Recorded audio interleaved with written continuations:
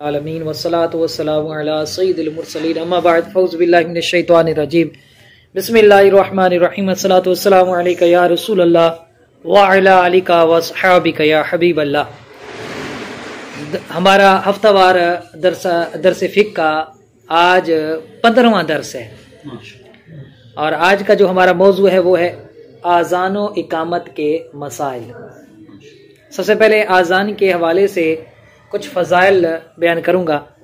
चुनाचे हदीस मुबारका अत-तरग़ीब व तरहीब में भी मौजूद है, अल-मुअजमुल कबीर लित-तबरानी में भी हदीस मौजूद है।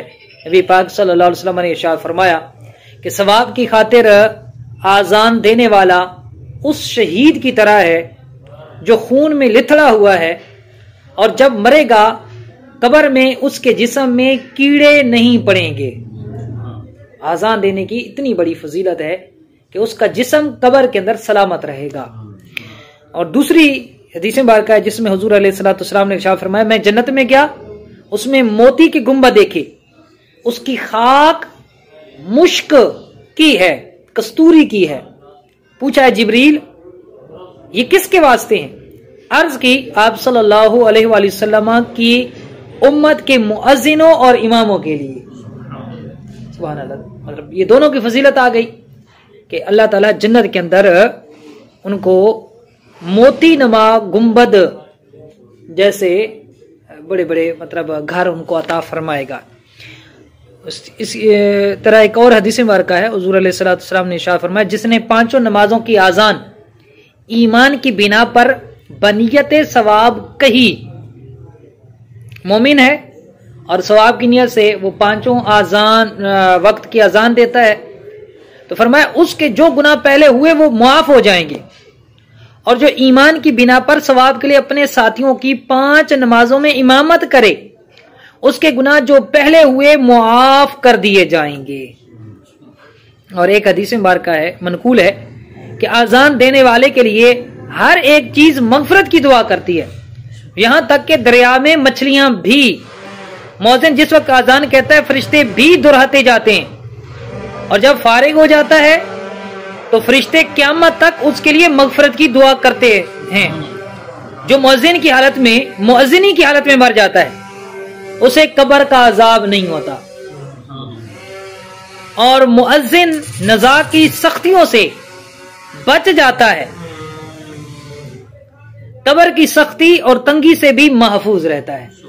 और इसके अलावा बेशुमार फजाइल बयान किए गए, जैसे कि एक हदीस में फरमाया कि जब आदम अलैहिस्सलाम जन्नत से हिंदुस्तान में उतरे तो उन्हें घबराहट हुई, तो जिब्रील अमीन ने उतर कर आज़ान दी, आज़ान की बरकत से उनकी घबराहट दूर हो गई। इसी तरह एक हदीस में है कि अली मैं तुम्हें गमगीन पाता हूं, अपने किसी घर वाले से कहे कि तेरे कान में आज़ान कहे। आज़ान गम व परेशानी को दूर करने वाली है। एक नुस्खा हमारे हाथ आ गए कि कभी ऐसे होते हैं सीधे कान में दे दें आज़ान, किसी से कहें कि वो आपके कान में आज़ान कहे, सीधे कान।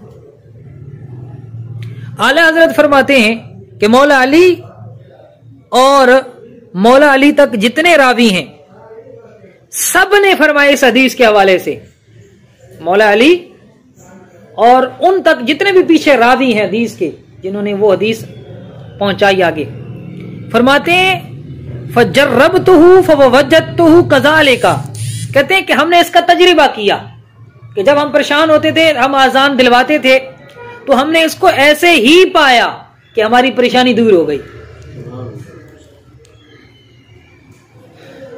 इसी तरह आज़ान का जवाब देने की भी फजीलत बयान की गई।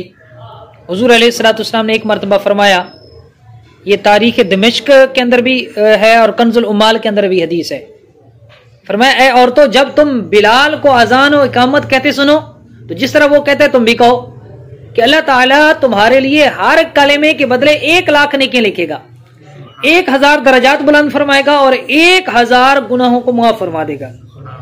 ख्वातीन ने यह सुनकर अर्ज की ये तो औरतों के लिए, हमारे मर्दों के लिए क्या है? तो फरमाया मर्दों के लिए दुगना है। तो اس سے پتہ چلا کہ اگر ہم اس پر تھوڑی سی توجہ کر لیں اذان و اقامت کے جواب کے حوالے سے تو ہم بہت آسانی سے بہت زیادہ ثواب حاصل کر سکتے ہیں. جیسے آپ دیکھیں اذان جو عام اذان ہے اس میں 15 کلمات ہیں, فجر کی اذان میں 17 کلمات ہیں اور اقامت میں بھی 17 کلمات ہیں. اللہ اکبر یہ 2 کلمات ہیں. تو اس طرح اذان میں کتنے 15, فجر کی اذان اور اقامت میں 17 کلمات ہیں. تو اب اگر اسلامی بہن عورت وہ عام اذان کا جواب دے گی, فجر کے علاوہ 15 لاکھ نیکیاں ملیں گی, 15,000 گناہ معاف ہوں گے, 15,000 درجات بلند ہوں گے. فجر کی اذان کا جواب دے گی 17 لاکھ نیکیاں ملیں گی, 17,000 گناہ معاف ہوں گے, 17,000 درجات بلند ہوں گے. اور اگر یہی کام مرد کرے گا, اذان کا جواب دے گا عام اذان کا, 30 لاکھ نیکیاں, 30,000 درجات بلند ہوں گے, 30,000 گناہ معاف ہوں گے. اور اگر فجر کی اذان کا جواب دے گا 34 لاکھ نیکیاں, 34,000 درجات بلند ہوں گے, 34,000 گناہ معاف ہوں گے. اور امیر السنت دعوت برکاتہ اللہ علیہ لکھتے ہیں کہ اگر کوئی اسلامی بہن اہتمام کے ساتھ, بھئی ایسا ہے کہ گھر بالکل پاس ہے, اقامت کی آواز بھی آتی ہے, تو وہ اذان اور اقامت 5 وقتوں کی اذانوں اور اقامتوں کا جواب دینے میں کامیاب ہو جاتی ہے, تو اس اسلامی بہن کو روزانہ 1,62,00,000 نیکیاں ملیں گی, 1,62,000 گناہ معاف ہوں گے, 1,62,000 درجات بلند ہوں گے. اور اگر اسلامی بھائی اذان و اقامت 5 کا جواب دینے میں کامیاب ہو جائے تو اسے اس کا دگنا ملے گا. کتنا بنے گا؟ فرماتے 3,24,00,000 نیکیاں ملیں گی, 3,24,00,000 نیکیاں, اور 3,24,000 گناہ معاف ہوں گے, 3,24,000 درجات بلند ہوں گے. غور کریں کہ قیامت والے دن تو ایک ایک نیکی کوئی کسی کو دینے کے لیے تیار نہیں ہوگا. جس کے پاس ایک نیکی کی کمی ہوگی سب کے پاس جائے گا, کوئی نہیں دے گا. تو یہ مفت کی نیکیاں ہیں ہمارے پاس, تھوڑی سی توجہ کرنی ہے. جب ہم جماعت میں مطلب انتظار کر رہے ہوتے ہیں, بیٹھے تو مسجد میں ہی ہوتے ہیں, ہم نے بس ساتھ ساتھ دہرانے کلمات.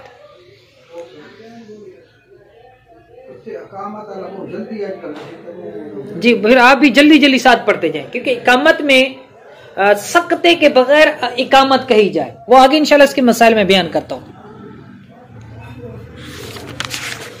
اچھا جی, اب اذان و اقامت کے جواب دینے کا طریقہ کیا ہے؟ اب اس میں یہ فرمایا کہ مؤذن کو چاہیے کہ اذان کے کلمات ٹھہر ٹھہر کر کہے. اللہ اکبر دونوں مل کر ایک کلمہ ہے, دونوں کے بعد سکتہ کرے, یعنی خاموش ہو جائے, چپ ہو جائے. اور سکتہ کی مقدار یہ ہے کہ جواب دینے والا جواب دے لے. اللہ اکبر ٹھہر جائے, تاکہ اللہ اکبر اتنی دیر رک گیا. اب اس کے بعد پھر اگلا کلمہ وہ ادا کرے مؤذن. سکتہ کا ترک مکروہ ہے, ناپسندیدہ ہے. اذان اگرچہ ہو جائے گی لیکن اس کا یہ فعل مکروہ ہوگا. اور ایسی اذان کا اعادہ مستحب ہے. اذان ہو جائے گی لیکن اس کو دوبارہ جو بغیر سکتے کے اذان دی گئی اس اذان کا اعادہ کرنا یہ کیا ہے؟ مستحب ہے, باعث ثواب ہے. اب جواب دینے والے کو چاہیے کہ جب مؤذن صاحب اللہ اکبر کہہ کر سکتہ کریں, یعنی خاموش ہوں, اس وقت اللہ اکبر کہے. اسی طرح دیگر کلمات کا جواب دے. جب مؤذن پہلی بار اشہد ان محمد رسول اللہ کہے تو یہ کہے سننے والا صلی اللہ علیہ یا رسول اللہ, یا رسول اللہ آپ پر درود ہوں. جب دوبارہ کہے تو یہ کہے قرۃ عینی بک یا رسول اللہ, یا رسول اللہ آپ سے میری آنکھوں کی ٹھنڈک ہے. اور ہر بار یعنی دونوں مرتبہ میں انگوٹھوں کے ناخن یہ چوم کر یہ اپنی آنکھوں سے لگائے اور کہے آخر میں اللہم متعنی بالسمع والبصر, کہ اے اللہ میری سننے اور دیکھنے کی قوت سے مجھے نفع عطا فرما. تو فتاوی شامی میں ہے جو ایسا کرے گا سرکار مدینہ صلی اللہ علیہ وسلم اسے اپنے پیچھے پیچھے جنت میں لے جائیں گے. تو انگوٹھے چومنے کا طریقہ کار بھی کئی لوگ فوراً جیسے لفظ محمد پہ پہنچتا ہے فوراً انگوٹھے چومتے ہیں. یہ درست طریقہ نہیں ہے. جب وہ کہے رسول اللہ اللہ اللہ کہے پھر انگوٹھے چومیں, آنکھوں سے لگائیں, درود پاک پڑھیں اور پھر اسی طرح اذان کا جواب دیں اشہد ان محمد رسول اللہ. جب دوسری بار کہے انگوٹھے چوم کر آنکھوں سے لگائیں, کہیں قرۃ عینی بک یا رسول اللہ اللہم متعنی بالسمع والبصر اور پھر اشہد ان محمد رسول اللہ. ٹھیک ہو گیا جی. اس کے بعد حی علی الصلاۃ اور حی علی الفلاح کے جواب میں چاروں بار لا حول ولا قوت الا باللہ کہے, اور بہتر یہ ہے کہ دونوں کہے, یعنی حی علی الصلاۃ لا حول ولا قوت الا باللہ, حی علی الفلاح لا حول ولا قوت الا باللہ. بلکہ مزید یہ بھی ملا لے تو زیادہ بہتر ہے, ما شاء اللہ کان وما لم یشاء لم یکن, کہ جو اللہ نے چاہا وہ ہوا, جو نہیں چاہا نہیں ہوا. تو یہ بھی کہہ لے, یعنی اس طرح حی علی الصلاۃ لا حول ولا قوت الا باللہ, حی علی الفلاح لا حول ولا قوت الا باللہ, ما شاء اللہ کان وما لم یشاء لم یکن. اچھا, الصلاۃ خیر من النوم, اس کے جواب میں کیا کہنا چاہیے؟ اس کے جواب میں کہنا چاہیے صدقتا وبررتا وبالحق نطقتا, کہ تو سچا ہے, تو نیکوکار ہے اور تو نے حق بات کہی ہے. یہ الصلاۃ, اچھا کسی کو یہ نہیں آتا تو وہ بالکل وہی بھی کہہ سکتا الصلاۃ خیر من النوم, الصلاۃ خیر من النوم, تب بھی جواب ہو جائے گا, ثواب مل جائے گا. اچھا, اسی طرح اقامت کا جواب دینا یہ بھی مستحب ہے. اس کا جواب بھی اسی طرح ہے جس طرح اذان کا ہے.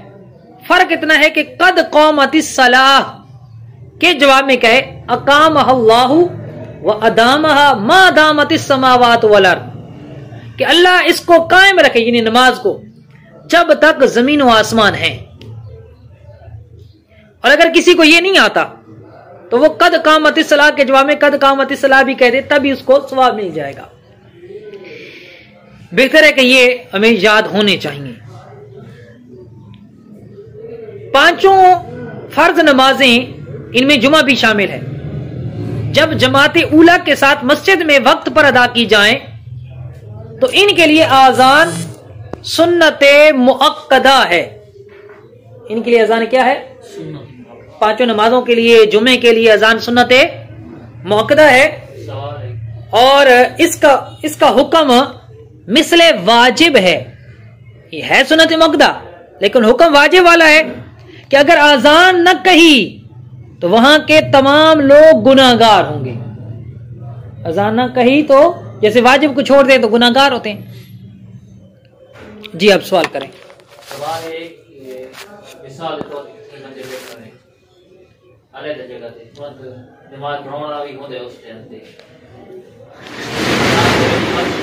وہ جماعت کرتے اس کی بھی اذان ہونا واجب. وہ یہی مسئلے آگے آ رہے ہیں, انشاءاللہ آپ کا جواب آ جائے گا. دوسرا پوائنٹ یہ کہ اگر کوئی شخص شہر کے اندر گھر میں نماز پڑھے, شہر کے اندر ہے, گھر میں نماز پڑھ رہا ہے, تو وہاں کی مسجد کی اذان اس کے لیے کافی ہے. مسجد کی اذان اس کے لیے کیا ہے؟ کافی ہے. مگر اذان کہہ لینا مستحب ہے, باعث ثواب ہے. اذان کہہ لے تو ثواب ملے گا گھر میں, اگر نہیں کہتا تو مسجد والی اذان اس کے لیے کافی ہے, ضروری نہیں ہے, گناہگار نہیں ہوگا.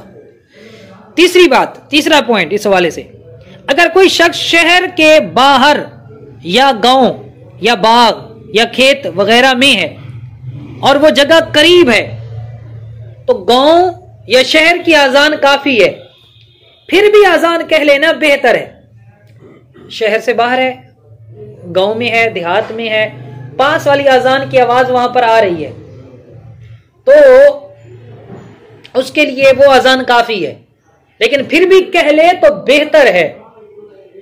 اور اگر وہ قریب نہیں ہے, قریب کیا کہ اذان کی آواز وہاں پر نہیں پہنچتی, تو پھر ایسی صورت میں وہ اذان کافی نہیں ہوگی, اس کو آزان دینی پڑے گی۔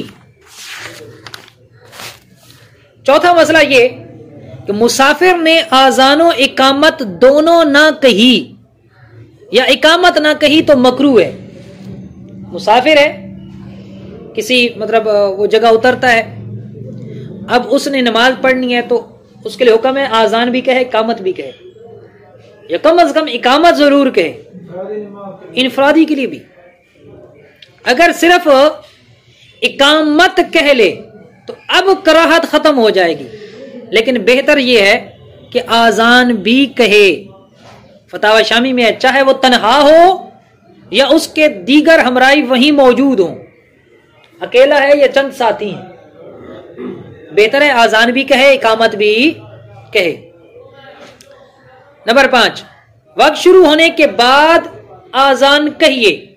اگر وقت سے پہلے کہہ دی یا وقت سے پہلے شروع کی اور دوران آزان وقت آ گیا، دونوں صورتوں میں آزان نہ ہوئی، دوبارہ آزان کہے۔ نمبر 6، خواتین اپنی نماز پڑھتی ہوں یا قضا، اس میں ان کے لیے آزان و اقامت کہنا مکروہ ہے۔ عورتوں کے لیے آزان و اقامت کہو کہ عورتوں کو جماعت سے نماز ادا کرنا ناجائز، یعنی عورت خود اپنی جماعت شروع کر دے، یہ جائز نہیں ہے۔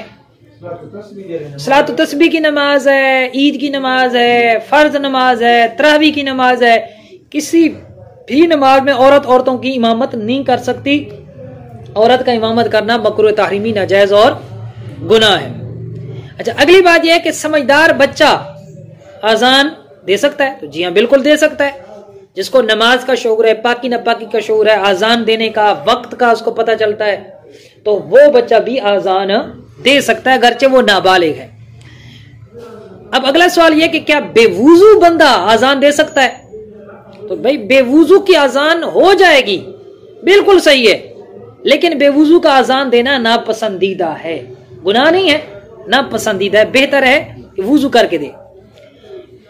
اگلا سوال یہ کہ کیا خسرے کی آزان ہو جائے گی؟ خسرہ کی آزان، ہجڑے کی آزان مکروہ ہے، اور اگر آزان دے تو اس کا اعادہ کیا جائے۔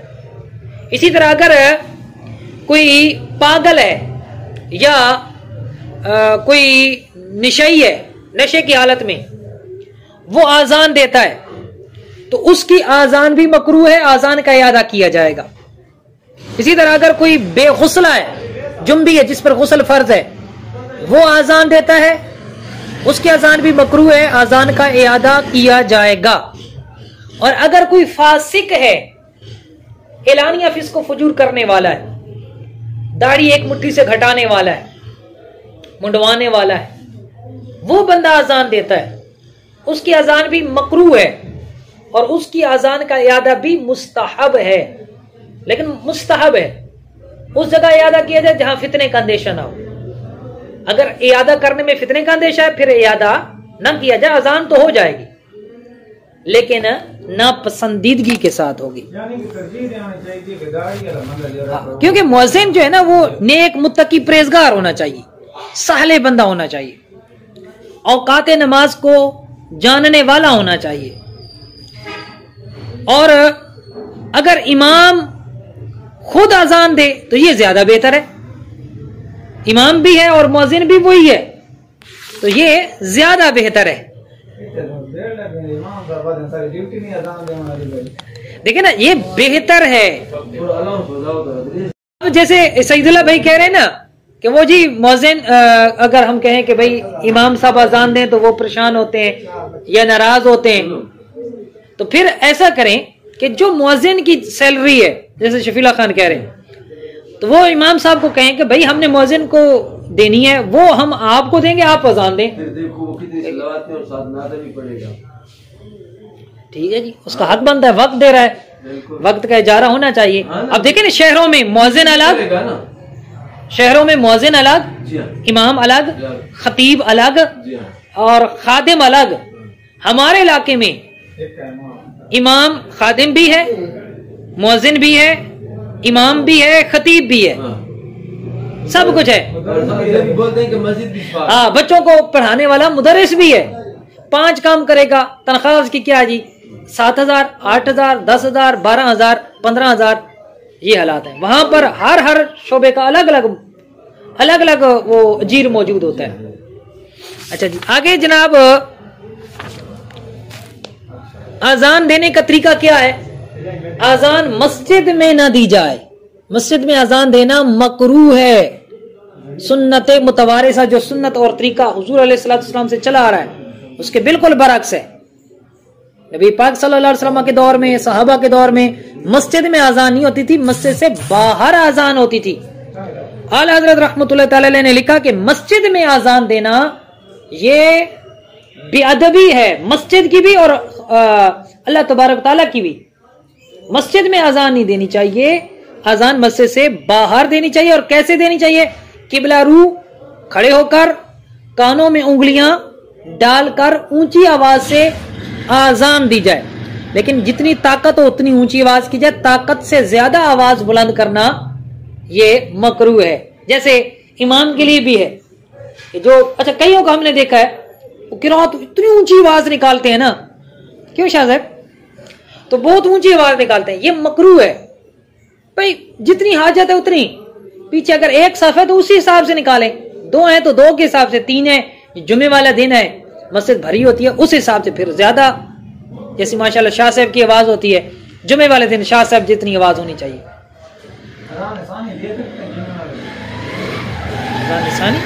مسجد میں اچھا اس کی بات کرتے ہیں. اچھا یہ ہو گیا جی. یہ کانوں میں انگلیاں رکھنا یہ مسنون ہے, اذان کے دوران کانوں میں انگلیاں رکھنا. اچھا ایسے بھی کر سکتے ہیں, کان میں انگلی ڈالیں یہ زیادہ بہتر ہے. کیوں؟ اس لیے کہ جب کان میں بندہ انگلی ڈالتا ہے تو بندے کو ایسا لگتا ہے کہ جیسے میں نے آواز کم نکالی ہے, تو وہ آواز خود بخود زیادہ نکلتی ہے. اب جیسے میں نے کان میں انگلی ڈال لی ہے, اب جب میں بات کر رہا ہوں تو شاید میری آواز بڑھ گئی ہو. کیوں؟ اس لیے کہ بندے کو ایسا لگتا ہے کہ جیسے میری آواز کم ہے. یہ ایک فائدہ ہوتا ہے. اچھا کئی لوگ کیا کرتے ہیں, انگلیاں ایسے گھماتے ہیں یا ہلاتے ہیں. اعلی حضرت رحمۃ اللہ تعالی علیہ نے فتاوی رضویہ میں لکھا یہ فضول حرکت ہے, یہ نہیں کرنا چاہیے. اچھا جیسے آپ نے پوچھا کہ جی سید اللہ خان, آپ نے پوچھا کہ مسجد میں کیا اذان ثانی مسجد میں دی جا سکتی ہے؟ ہمارے ہاں اکثر مساجد میں ہوتی ہے. ٹھیک ہے, الحمدللہ جامع مسجد خلیل آباد میں جمعے کی جو دوسری اذان ہے اذان ثانی مسجد سے باہر ہوتی ہے. اسی طرح دیگر مساجد میں بھی باہر ہی ہونی چاہیے. سیاستہ کی حدیث مبارکہ ہے کہ جمعے کی جو اذان ہے نبی پاک صلی اللہ علیہ وسلم کے دور میں, حضرت عمر اور حضرت ابو بکر صدیق رضی اللہ تعالیٰ عنہ کے دور میں مسجد سے باہر دروازے پر اذان دی جاتی تھی, امام کے سامنے ہونی چاہیے لیکن مسجد سے باہر, فنائے مسجد میں جہاں جوتے اتارنے کی جگہ ہے یا وہاں پر دروازہ ہے تو دروازے میں, مسجد میں اذان دینا جائز نہیں ہے. حی علی الصلاۃ سیدھی طرف منہ کر کے کہے اور حی علی الفلاح الٹی طرف منہ کر کے کہے, اگرچہ اذان نماز کے لیے نہ ہو. مثلا بچے کے کان میں کہی تب بھی چہرہ پھیرے گا. یہ پھرنا فقط منہ کا ہے, سارے بدن سے نہ پھیرے, پورا ہی نہیں نہ پھیر کھلوے, صرف چہرہ پھیرنا ہے آپ نے. اچھا پھر بعض مؤذنین کیا کرتے ہیں, حی علی الصلاۃ اور حی علی الفلاح پر نزاکت کے ساتھ تھوڑا سا ایسے کر لیتے ہیں, تو یہ درست نہیں ہے, یہ طریقہ غلط ہے. درست طریقہ کیا ہے, حی علی الصلاۃ کہنے سے پہلے ہی پورا چہرہ ادھر پھیر لے, حی علی الصلاۃ, حی علی الفلاح کہنے سے پہلے چہرہ پھیر لے الٹی جانب, اور پھر کہیں حی علی الفلاح, فلاح, اس کے بعد پھر چہرہ سیدھا کریں. یہ درست طریقہ ہے.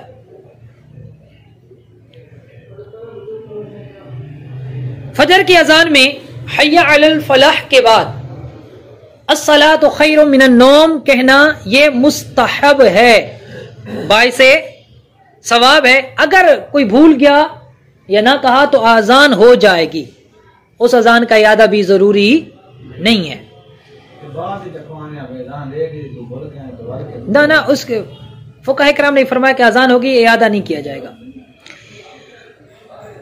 آذان نماز کے علاوہ جو دیگر اذانیں ہوتی ہیں، بچے کے کان میں پیدا ہوتے وقت کی اذان ہے، کسی مصیبت کے وقت اذان ہے، کوئی وبا آ گئی جیسے کورونا کے دنوں میں اذانیں ہوتی تھیں، ان قبرستان میں اذان ہے، ان سب اذانوں کا جواب دیا جائے گا۔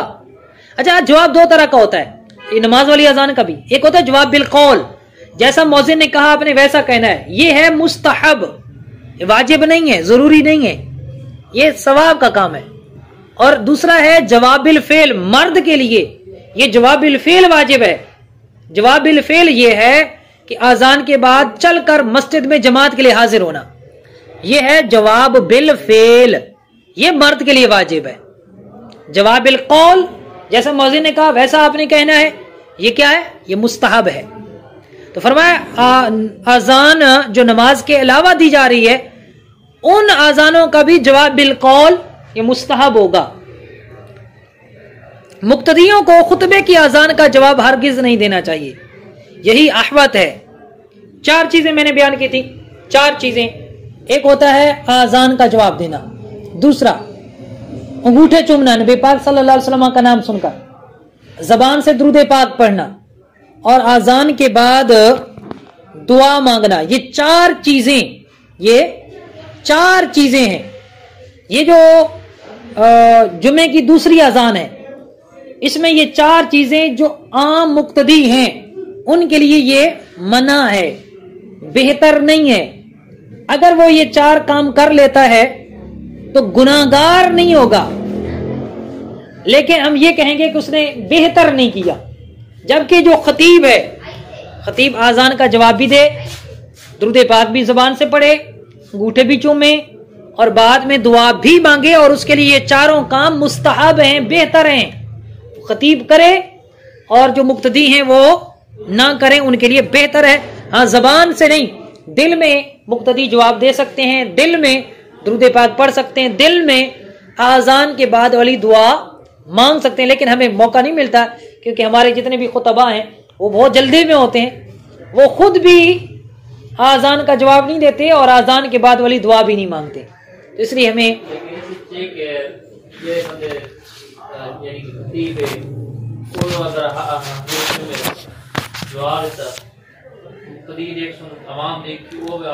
آپ کی بات بالکل درست ہے، شاہ صاحب صحیح فرما رہے ہیں کہ جب خطیب یہ کام کرے گا تو سارے بھی کریں گے، بھائی اس کے الگ ہے، ان کا الگ ہے کام۔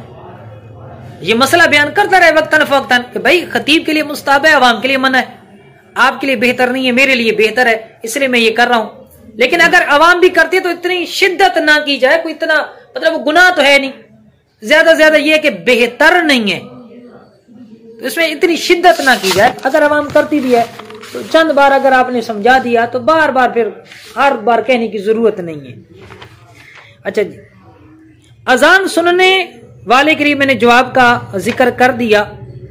اگر کوئی ایسا ہے کہ جس پر جماع یا احتلام کی وجہ سے غسل فرض ہے تو فرمایا وہ بھی جواب اذان کا دے سکتا ہے اس حالت میں بھی، البتہ بہتر یہ ہے کہ وہ کلی کر لے اور پھر اذان کا وہ جواب دے۔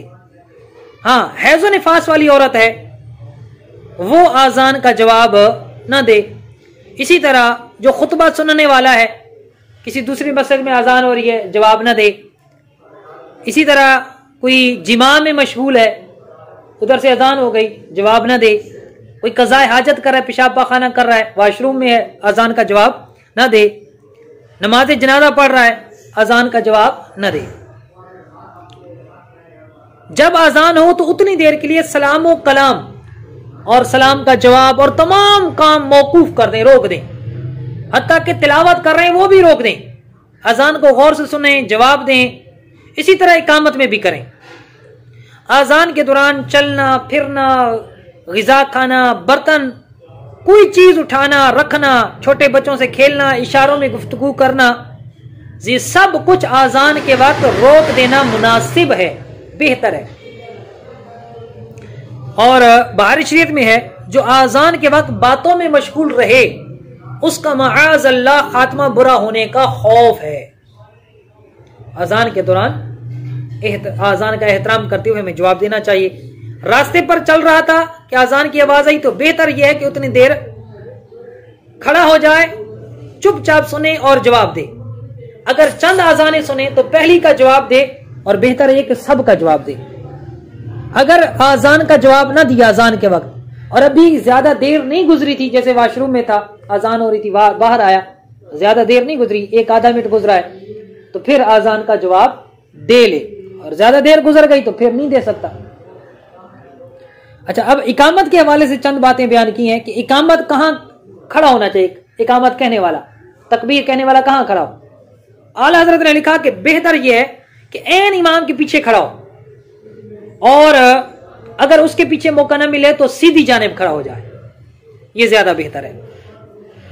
اقامت آذان سے بھی زیادہ تاکیدی سنت ہے. اقامت کا جواب دینا مستحب ہے. اقامت کے کلمات جلد جلد کہیں, درمیان میں سکتہ نہ کریں, نہ ٹھہریں. جیسے اللہ اکبر اللہ اکبر اللہ اکبر اللہ اکبر اشہد ان لا الہ الا اللہ اشہد ان لا الہ الا اللہ. اسی طرح اقامت میں بھی حی علی الصلاۃ اور حی علی الفلاح میں دائیں بائیں منہ پھیریں. اقامت اسی کا حق ہے جس نے اذان کہی. اذان دینے والے کی اجازت سے دوسرا کہہ سکتا ہے. اگر بغیر اجازت کہی اور مؤذن کو ناگوار ہوا تو مکروہ ہے. اقامت کے وقت کوئی شخص آیا تو اسے کھڑے ہو کر انتظار کرنا مکروہ ہے, یعنی ناپسندیدہ ہے, گناہ نہیں ہے لیکن ناپسندیدہ ہے. حکم ہے کہ بیٹھ جائے. اسی طرح جو لوگ مسجد میں موجود ہوں وہ بھی بیٹھے رہیں اور اس وقت کھڑے ہوں جب مکبر حی علی الفلاح پر پہنچے. یہی حکم امام کے لیے بھی ہے.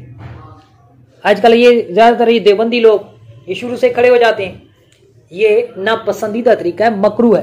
اور اعلیٰ حضرت رحمۃ اللہ تعالی علیہ کے خلیفہ ملک العلماء علامہ ظفر الدین بہاری رحمۃ اللہ تعالی علیہ, آپ نے فتاوی ملک العلماء کے اندر 57 فقہی کتابوں کے حوالے سے یہ ثابت کیا کہ حی علی الصلاۃ حی علی الفلاح پر کھڑا ہونا سنت مستحبہ ہے اور اس سے پہلے کھڑا ہونا مکروہ ہے.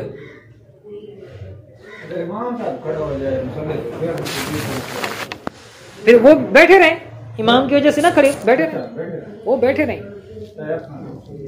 چاہے وہ سنی ہے جو غیر سنی ہے. غیر سنی کے پیچھے تو نماز بھی نہیں ہوگی.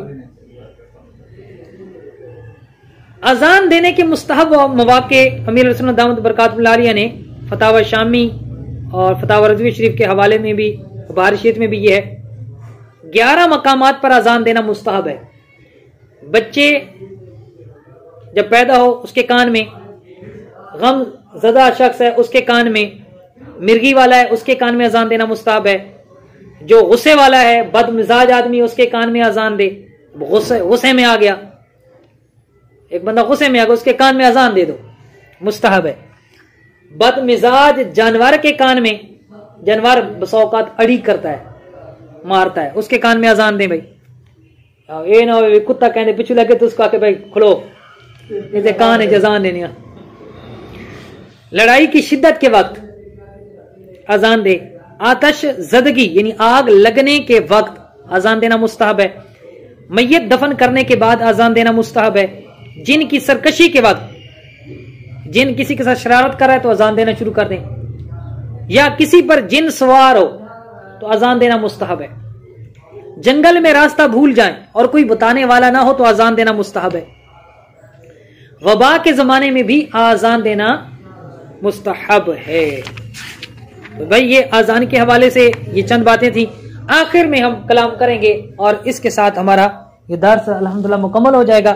اور وہ بات کیا ہے کہ اذان و اقامت سے پہلے بسم اللہ الرحمن الرحیم پڑھ کر درود و سلام کے یہ 4 صیغے پڑھنے چاہیے. الصلاۃ والسلام علیک یا رسول اللہ وعلی آلک واصحابک یا حبیب اللہ. الصلاۃ والسلام علیک یا نبی اللہ وعلی آلک واصحابک یا نور اللہ. پھر درود و سلام اور اذان میں فاصلہ کرنے کے لیے, گیپ کرنے کے لیے یہ اعلان کرے کہ اذان کا احترام کرتے ہوئے گفتگو اور کام کاج روک کر اذان کا جواب دیجئے اور ڈھیروں نیکیاں کمائیے. اس کے بعد اذان کہے. اسی طرح اقامت سے پہلے درود و سلام پڑھے اور درود و سلام اور اقامت کے درمیان یہ اعلان کرے اعتکاف کی نیت کر لیجئے. موبائل فون ہو تو بند کر دیجئے، پھر اس کے بعد اقامت شروع کر دے۔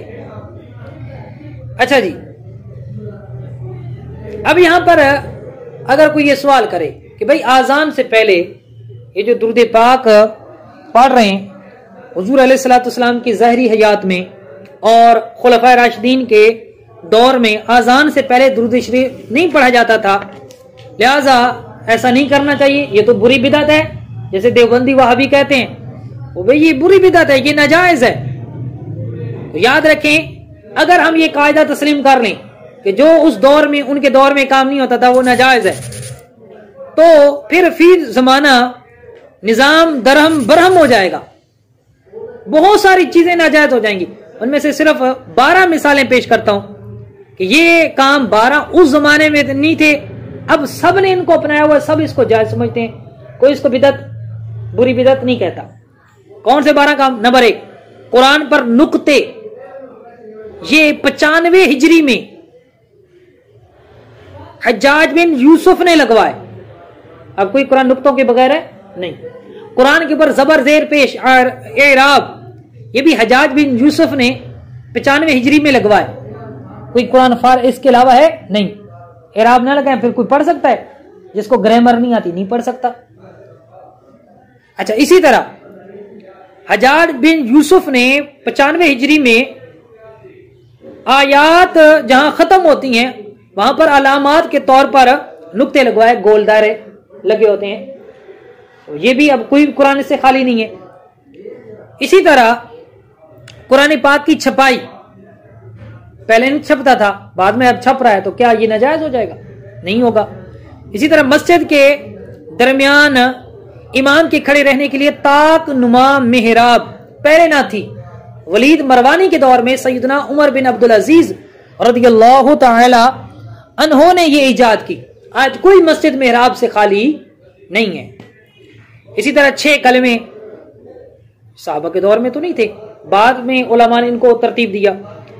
اسی طرح علم صرف ہے، علم نحو ہے، علم حدیث ہے، حدیث کی اقسام ہے، درس نظامی کا جو مروجہ نصاب ہے، اور یہ اس طرح درس نظامی کروانا باقاعدہ، یہ ساری پہلے دور میں نہیں تھی، اب ہو رہی ہیں۔ شریعت و طریقت کے 4 سلسلے پہلے نہیں تھے، بعد میں زبان سے نماز کی نیت کرنا نبی پاک صلی اللہ علیہ وسلم نے نہیں کی، صحابہ نے نہیں کی، بعد میں فقہا نے بتائی، اب سارے کرتے ہیں۔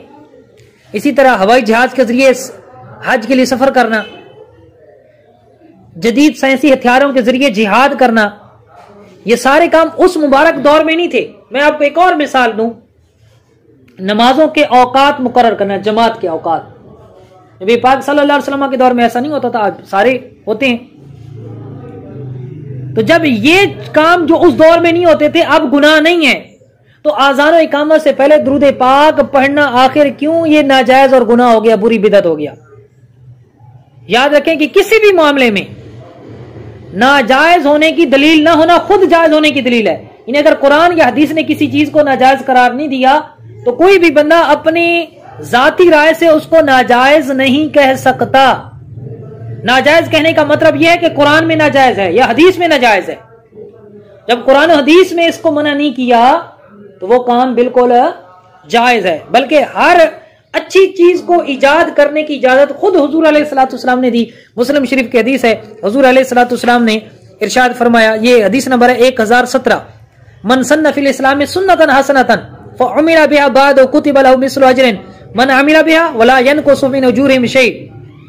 جس نے مسلمانوں میں کوئی نیک طریقہ جاری کیا، اس کے بعد اس طریقے پر عمل کیا گیا، تو اس طریقے پر عمل کرنے والوں کا اجر بھی اس کے جاری کرنے والے کے نامہ اعمال میں لکھا جائے گا، اور عمل کرنے والوں کے نامہ اعمال میں بھی، ان کی نیکیوں میں بھی کسی چیز کی کمی نہیں ہوگی۔ مطلب یہ کہ جو اسلام میں اچھا طریقہ جاری کرے وہ بڑے ثواب کا حقدار ہے۔ تو بلا شبہ جس خوش نصیب نے آذان سے پہلے درود پاک کو ایجاد کیا تو یقیناً وہ بھی بہت بڑے ثواب کا حقدار ہے، کہ قیامت تک جتنے لوگ آذان سے پہلے یہ صلاۃ والسلام پڑھتے رہیں گے اس کا ثواب انہیں ملتا رہے گا۔ اور یہ بعض مورخین کے मुताबिक इसकी जो इब्तिदा हुई ना 791 हिजरी में, 791 हिजरी में सुल्तान सलाहुद्दीन बिन अय्यूब रहमतुल्लाह ताला अलैह के दौर हुकूमत में ये बात पहले ही से राज हो चुकी थी कि हर रात फजर की अजान से पहले मिस्र और शाम में रसूलुल्लाह सल्लल्लाहु अलैहि वसल्लम की बारगाह में यूं सलाम अर्ज किया जाए, अस्सलामु अलैका या रसूल अल्लाह। ये मामला इसी तरह 777 हिजरी तक चलता रहा। उसके बाद सलाहुद्दीन बरलसी के हुक्म से इसमें यह इजाफा किया गया, अस्सलातु वस्सलामु अलैका या रसूल अल्लाह। इसके बाद 791 हिजरी में हर अजान के बाद दुरूद व सलाम पेश करने का मामूल हो गया। तो अब पता चला कि अजान से पहले दुरूद पाक पढ़ना ये बिल्कुल जायज है। इस पर अल्हम्दुलिल्लाह ये मेरा तफसीली फतवा मौजूद है, जिसमें कुरान से, अहादीस से और उलमाए इस्लाम के अकवाल से साबित किया है कि अजान से पहले दुरूद पाक पढ़ना बिल्कुल जायज है। आखिर में किसी के ज़हन में ये बात आ सकती है कि हदीस मुबारक है, कुल्लु बिदअतिन दलाला व कुल्लु दलालतिन फिन्नार, हर नए काम बिदत और हर बिदत गुमराही है, हर नया काम वो गुमराही है और हर गुमराही जहन्नम में ले जाने वाली है। तो हम इसका जवाब ये देते हैं कि ये हदीस मुबारक बिल्कुल हक है, लेकिन यहाँ जो हदीस में फरमाना कि कुल्लु बिदअतिन दलाला, हर बिदत गुमराही है, इससे मुराद हर बुरी बिदत, हर वो बिदत जो सुन्नत को मिटाने वाली है, जो सुन्नत के मुखालिफ है, कुरान और सुन्नत की तालीमात के मुखालिफ है। शेख अब्दुल हक मुहद्दिस देलवी रहमतुल्लाह ताला अलैह आप इस हदीस के तहत लिखते हैं कि जो बिदत उसूल और कवायद सुन्नत के मुताबिक और उसके मुताबिक कियास की हुई है, यानी शरीयत और सुन्नत से नहीं टकराती, उसको बिदत हसना कहते हैं, और जो इसके खिलाफ हो वो बिदत गुमराही कहलाती है।